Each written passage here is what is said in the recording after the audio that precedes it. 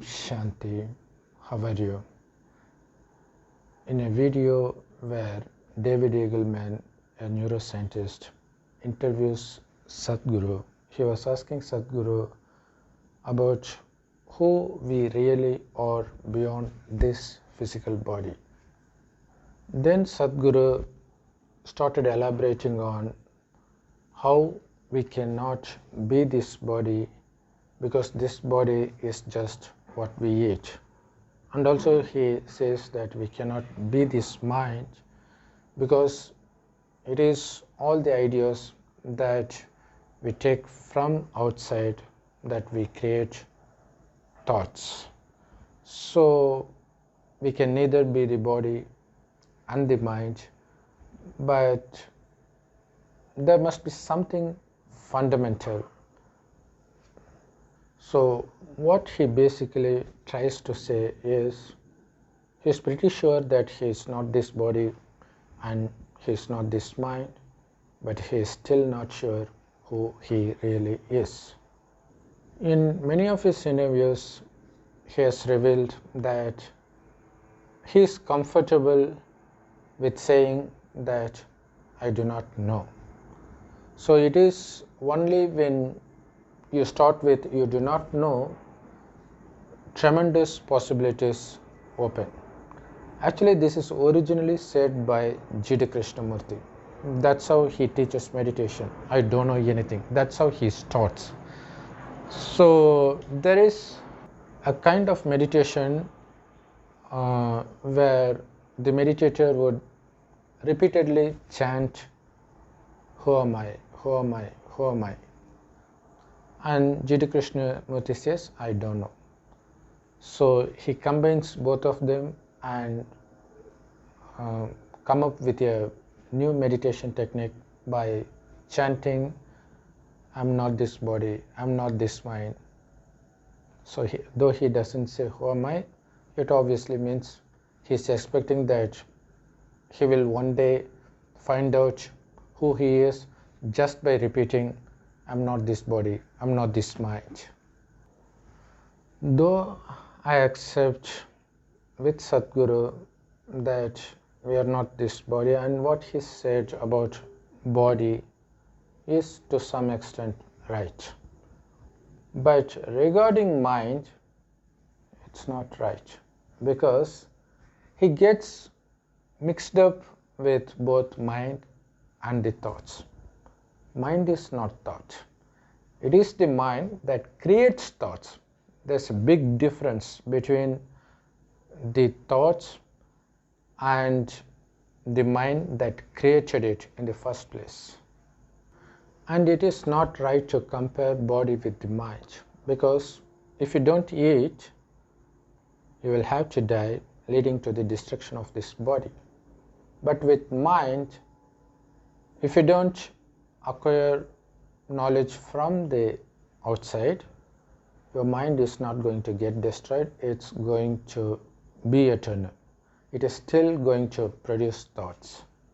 Because without thoughts, you cannot perform any action.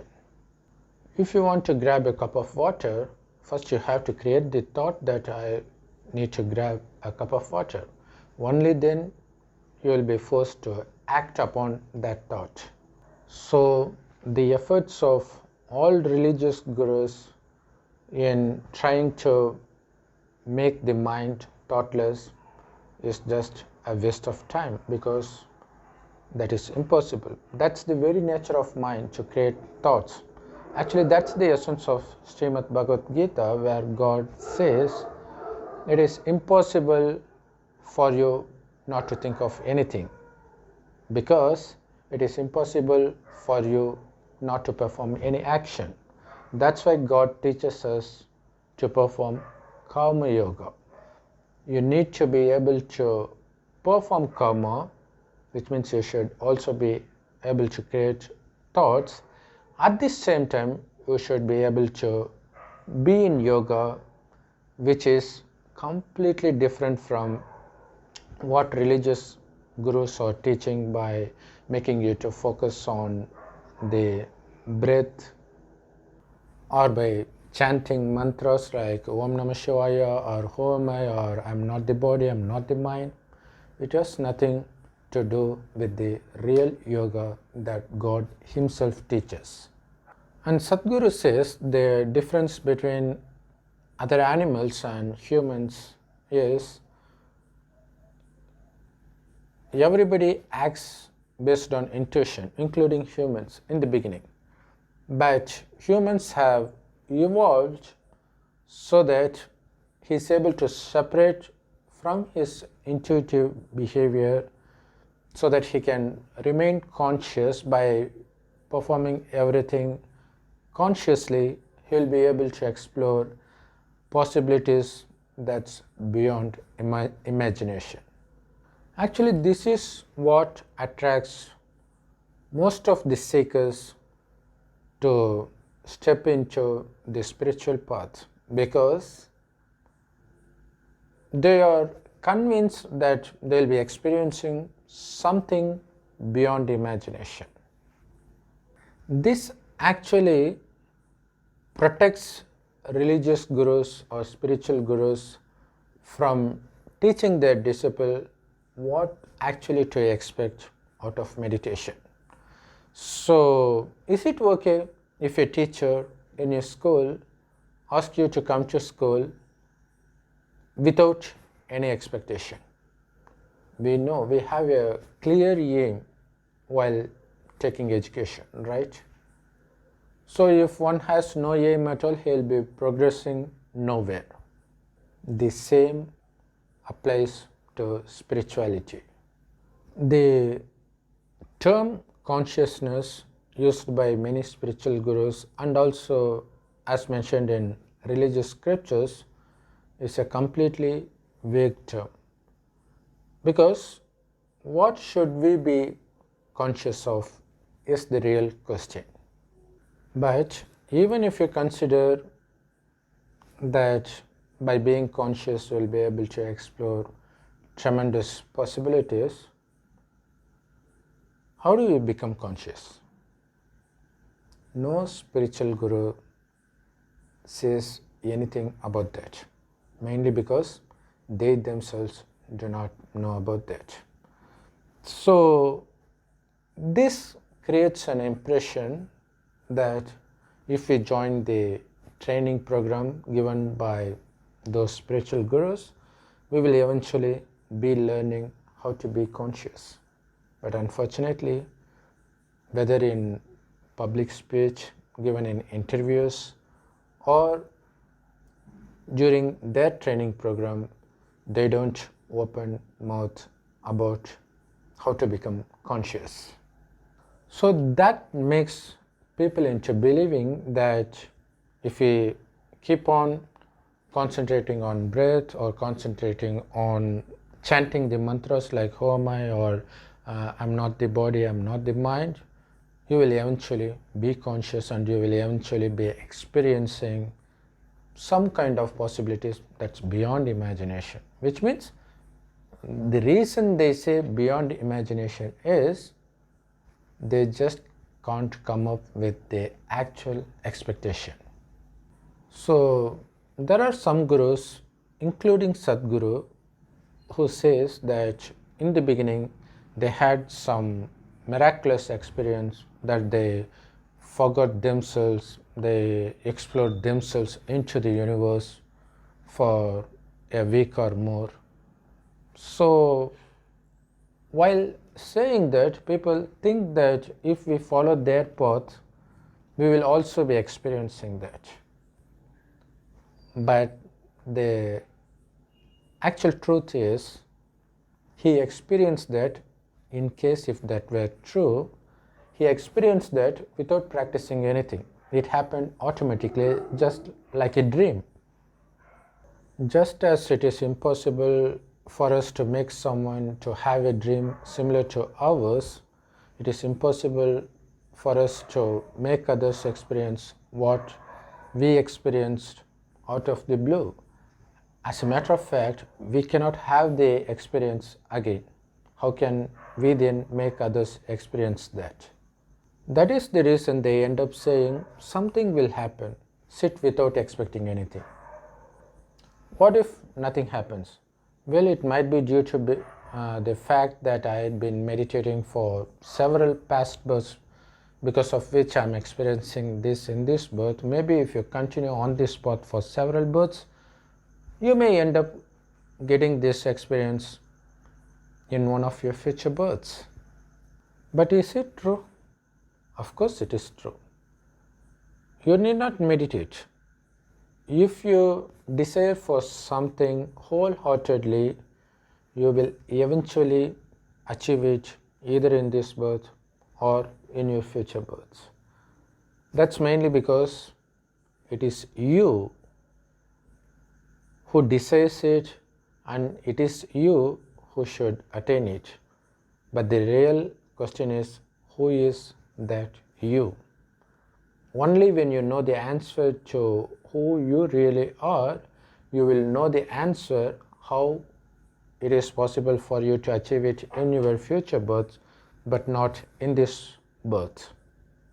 So the answer is pretty simple. You are the soul. The reason Sadhguru doesn't want to use the word soul is he actually had made fun of Hindu religious scriptures in many of his past interviews, saying that why should you believe something that was written? It was still not in your experience.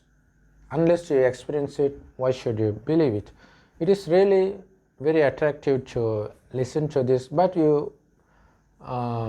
it takes you nowhere. And the irony of this is, whatever he speaks is also what Jiddu Krishnamurti and Osho had already spoken. It is not even that he has come out of his own. Even what Jiddu Krishnamurti spoke, it was inspired by reading several religious scriptures, because he is from a Theosophical society. And same applies to Osho as well. So is it okay for you to waste your life thinking that you will get the answer one day on your own? Good luck for you.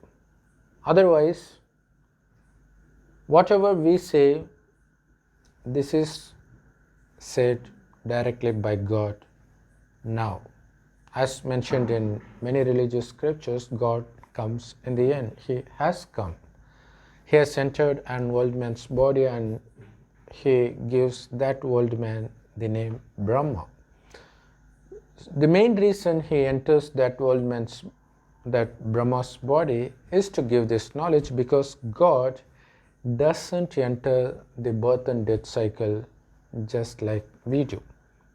Nonetheless, he is also a soul just like us, which is why he is called the Supreme Soul. He enters Brahma's body 100 years before the destruction of this old world. The main reason for him to come at the end of this world is to caution us about not only the destruction of this world, but also to equip us with everything we need to enter the new world that's going to be followed by the destruction of this old world.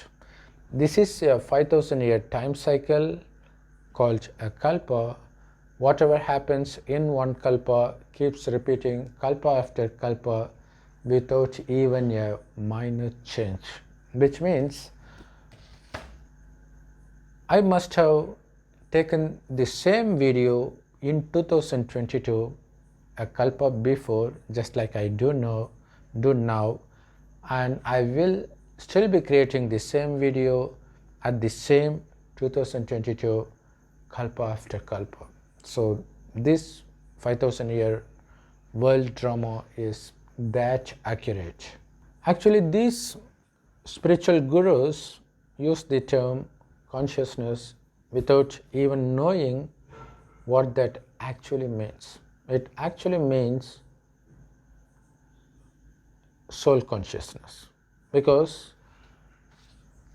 this world was created originally as heaven in the beginning. So it continued to be heaven for the first 2500 years, and it slowly becomes hell. We are in the extreme depths of hell now.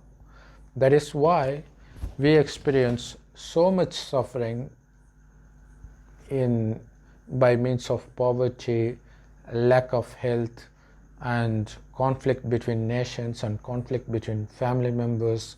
So all sorts of suffering we are enduring right now, mainly as a result of all the sins we have been committing for the past 2500 years in hell. So for that we need to know what sin is. So Sadhguru says he doesn't want to identify with anything so that he can explore the possibilities.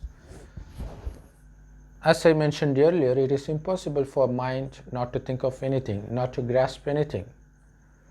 But what we really need to teach our mind is what to grasp and what not to grasp. For that you need to know what is right and what is wrong.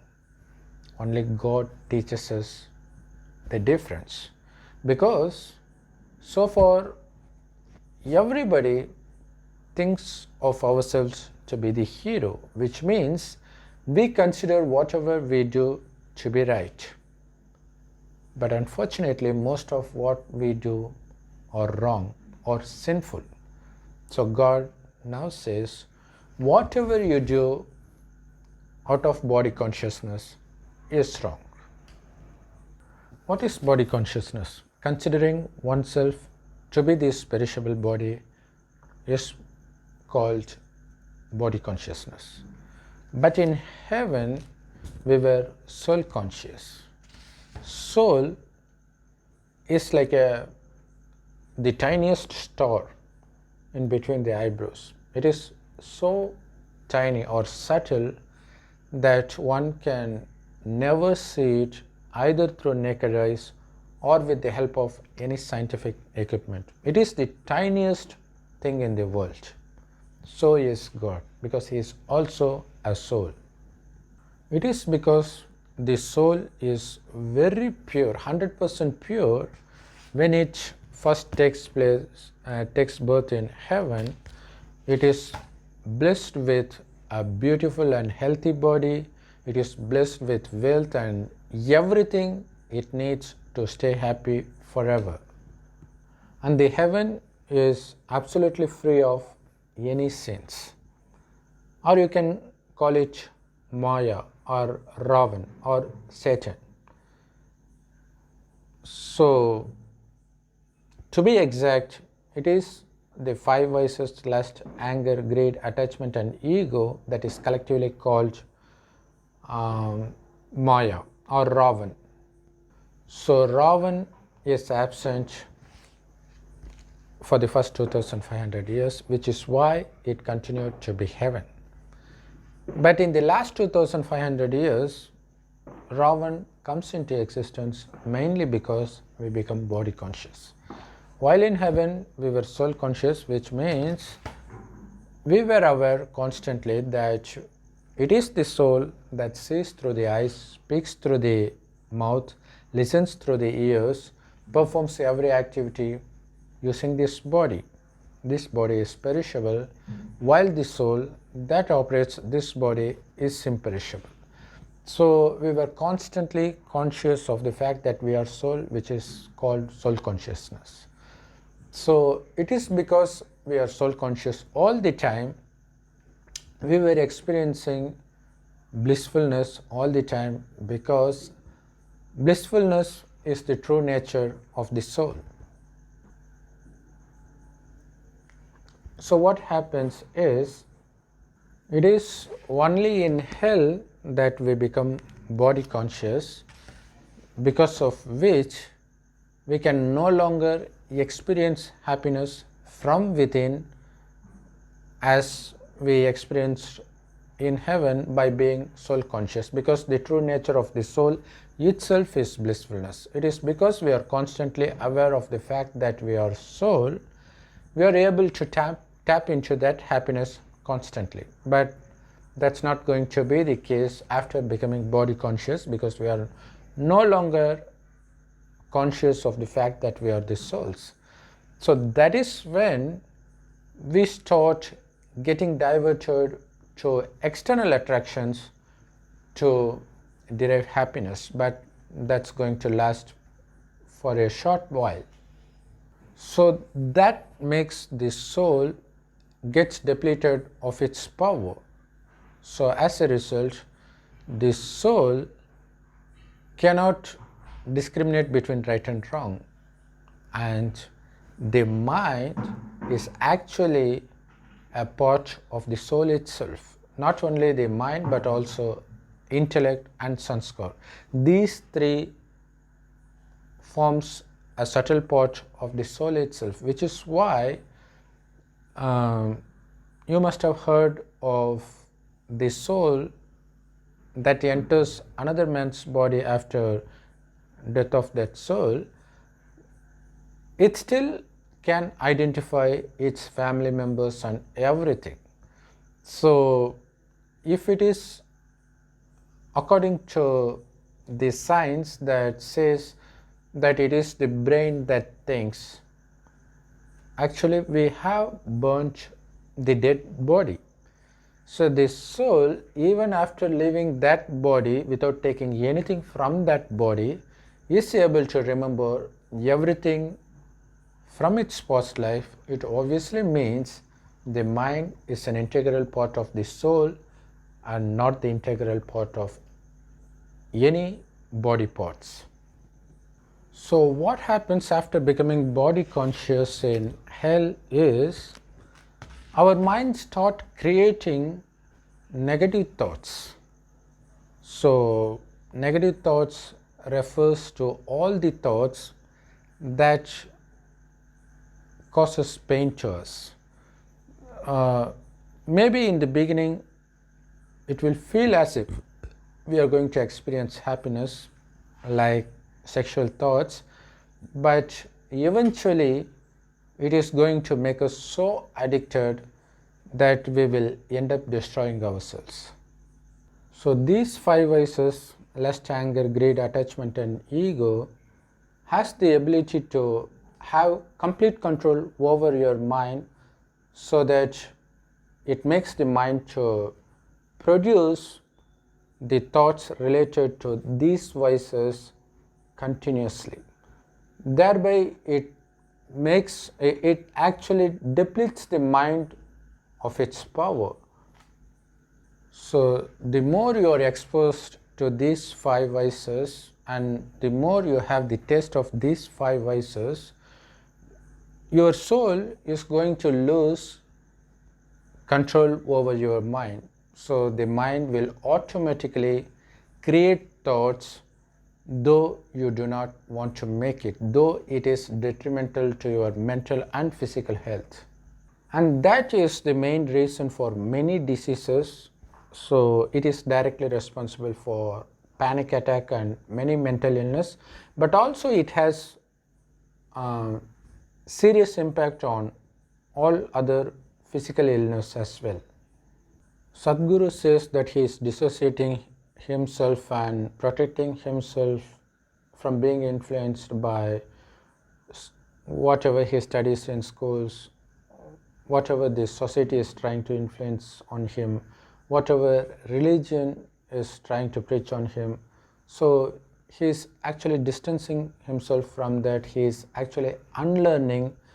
Only by doing that he is able to explore many possibilities. That's what he says.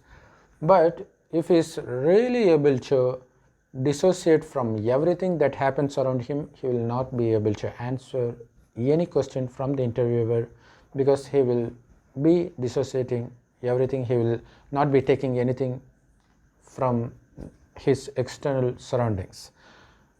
But one should be able to differentiate between right and wrong. So it is when you take something that provokes you into anger that you start getting anger. So we have seen many followers of Sadhguru and also Sadhguru who gets angry in public interviews.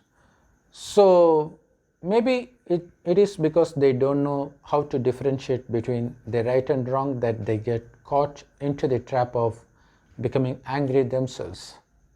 It is true that some doesn't get angry without making any meditation technique. And it is equally true that there are many spiritual gurus who gets provoked very easily. So the main reason lies in the fact that those spiritual gurus do not know why they behave that way. How some has that ability. You will never get it by saying any mantras, by chanting anything repeatedly, or by concentrating on your breath or anything. See, if you see your loved ones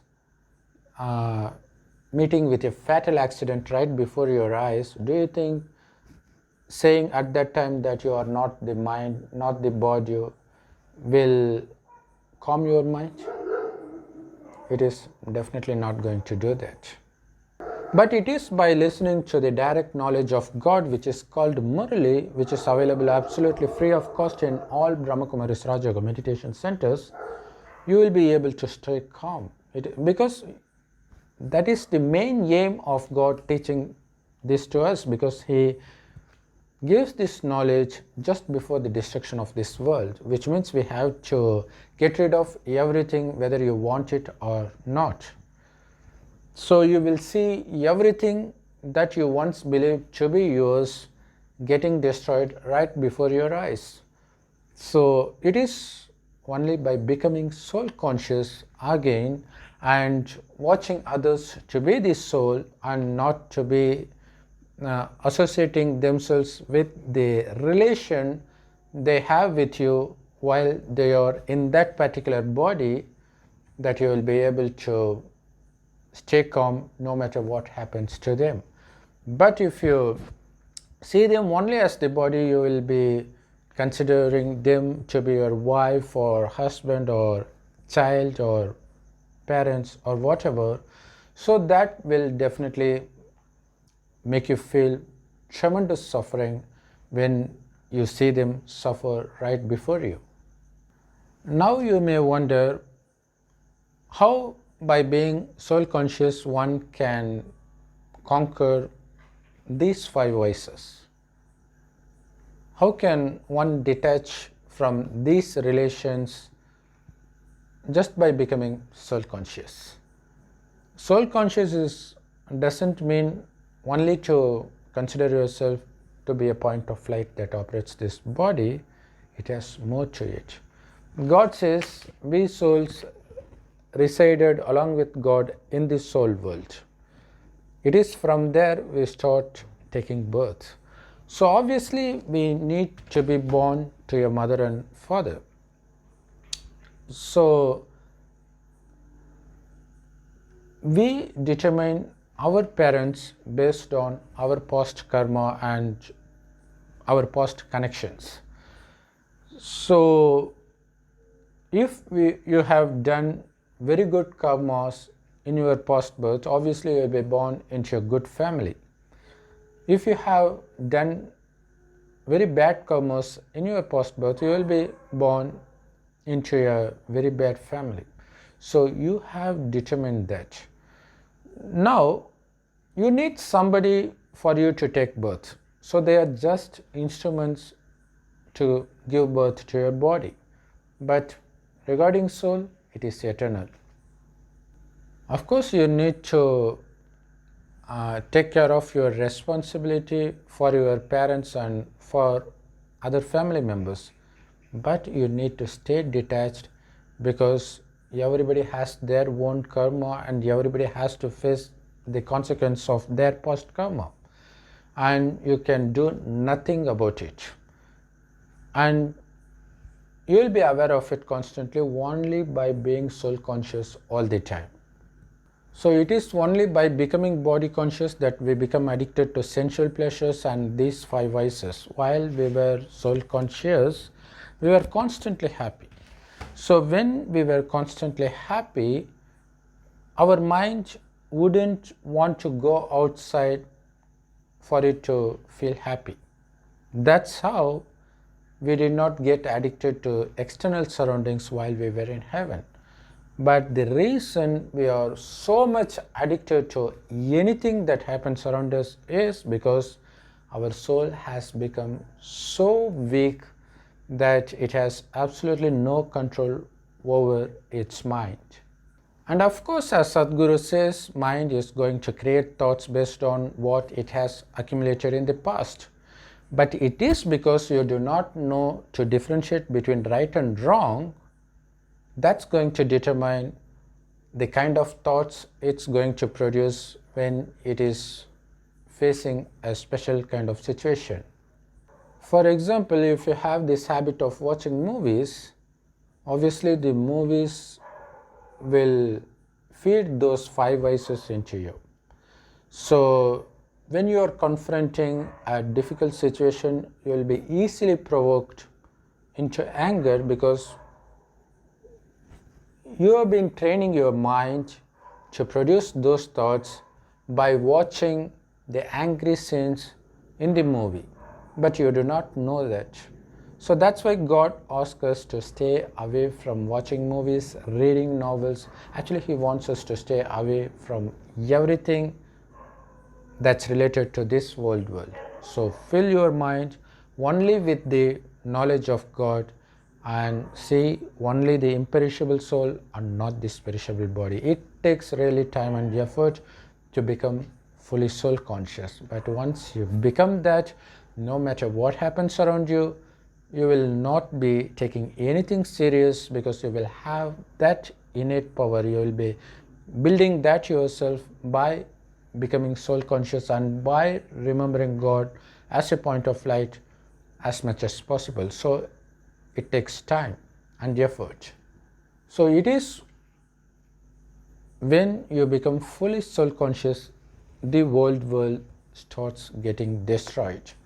So this is God who tells you. He gives you the aim and objective. The first aim is we have to escape from our past sins. We have undoubtedly committed many sins in the past. So in order to escape from the punishment of our past sins, we need to become fully soul conscious so that your mind is not going to create any vicious thoughts, because it is only by creating vicious thoughts you will start suffering pain, you will start committing vicious activities. So it is by filling your mind with the positive thoughts, which is just the knowledge of God, that you will start creating thoughts that's going to be only loving to everybody, including yourselves. And not only that, you will be able to attain the highest status in heaven, which is Sri Narayan. So that's the kingdom where there will be Lakshmi and Narayan who will be ruling the kingdom of heaven. You can become that. All that needs for you to become Lakshmi and Narayan is to stay soul conscious as much as possible and to remember God as a point of light and to keep your mind busy only with the knowledge which is called Murli all the time. And also you need to make your life busy in giving this knowledge to everyone you come in contact with. So that's how you clean your mind from all the impure thoughts that you have been accumulating for the past 2500 years while in hell. So by filling your mind with the knowledge points of God, you will slowly find yourself creating only positive thoughts no matter what happens around you. And this is how all your karmic accounts get settled while you remain peaceful no matter what happens around you. It is when you start reacting to anything based on the vices that you have within you that you will be punished for your past sins. So by purifying your mind completely, by remembering God as a point of light, and by remembering the knowledge points of God constantly throughout the day, you will no longer be creating vicious thoughts, so that you will be free from having to endure any punishment for your past sins. So this is spirituality, because this is how you are saved from your past sinful karma. No matter how long you spend chanting any mantra, or by saying who am I, or by saying I'm not the body, I'm not the soul, your character is not going to change even a bit. So you will eventually be facing the punishment for your past karma. Obviously, you must have committed also good karma, so you might be reaping the benefit of it now. So it makes you feel as if the yoga technique taught by these spiritual gurus work. But once your amount of charity is over, your sinful acts is going to come in front of you and trapping you, for you to get punished eventually for all your past karma. So it is up to you to either hold on to God's hand and to save yourself from your past karma, or to hold on to some religious or spiritual guru's hands and start accumulating more and more sins along with that guru, and eventually face the consequence of it. Om Shanti. Thanks for watching.